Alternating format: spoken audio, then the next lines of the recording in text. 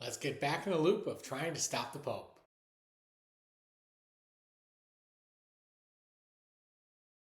Okay, in the last episode, one of the worst episodes Rick and Morty's ever produced, you'd think maybe there'd be a little bit of a rebound.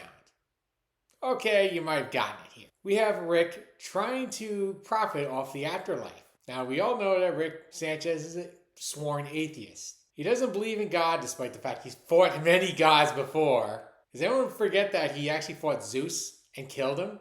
He discovers with an experiment with Jerry that heaven might exist.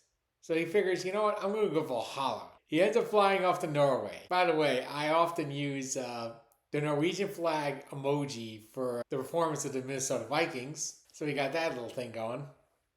Basically associating Norway with Vikings. And he ends up finding a sacred ground from the ancient Vikings where he can go and have his epic battle with Bigfoot. Now, Bigfoot obviously was angry because he doesn't like being put in a Pokeball. Yes, they actually had a Pokeball in this episode. Rick's whole philosophy was very simple. Die in battle, get to Valhalla, find where the epic energy comes from, and send it back to himself. So Bigfoot ends up killing Rick. He's off to Valhalla.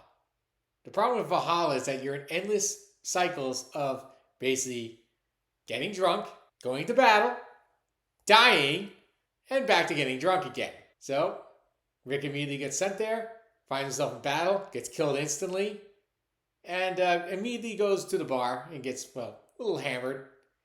He ends up going to the blacksmith, who is producing all these epic weaponry for Valhalla. Kidnaps him, finds out where the center of energy is, and then basically harvests it. Morty notices that Bigfoot is trying to bury Rick, along for prayer. And like an idiot, he opens the door and gets killed. Bigfoot then tries taking out Phoenix Rick, a Rick clone, only designed for Rick to re-enter this world. And surprisingly enough, the thing gets activated without Rick's soul, and therefore is basically a brain-dead thing walking around naked. Talking about naked, when you go to the afterlife, you have to find some place to get nice clothes. Just remember, there's no Amazon around. Eventually, the Catholic Church captures Bigfoot and then sends him off on a killing spree. Of course, their end goal is basically kill Rick.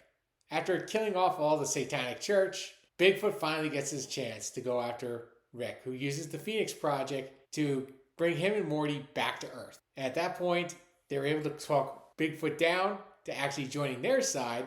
Wait a minute, Bigfoot, these guys capture you into a Pokeball. You think they can be trusted? My favorite part, though, is they have a Predator translation pad, which they eventually fix so he doesn't need to really keep typing, and goes back to the Vatican.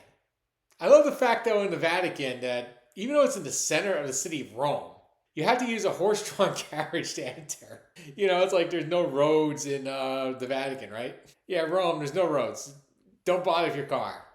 There's no trains, nothing. What they didn't realize is that the Pope was also harnessing the same energy, basically cutting off Rick and using it so the Pope can levitate and then use divine light to destroy anything in his path, including Rick, Morty, and Bigfoot. And yeah, we ended up having a re-zero suddenly happening here, where, they would die, go back to a save point, go to the Vatican, face the Pope, die again, go to Valhalla, find a teleportation to get you back to the Phoenix Project, reincarnate, and then watch rinse repeat. I do love the fact, though, there was very creative with this whole thing, because let's face it, why would Rick have a clone of Bigfoot? Doesn't make any sense. Although one thing I really liked was the fact that Bigfoot came back as Summer. I really wish they would explore this quite a bit. Of course, apparently the Pope also had other friends who turned enemies on him. Mainly monsters, the Universal Monsters, who also had a unfortunate end as well. Who were later sent to Valhalla only to be screwed over. I'll stop there. It's one of the funnier episodes of the season, which is not saying much. It's actually one of the better written episodes as well.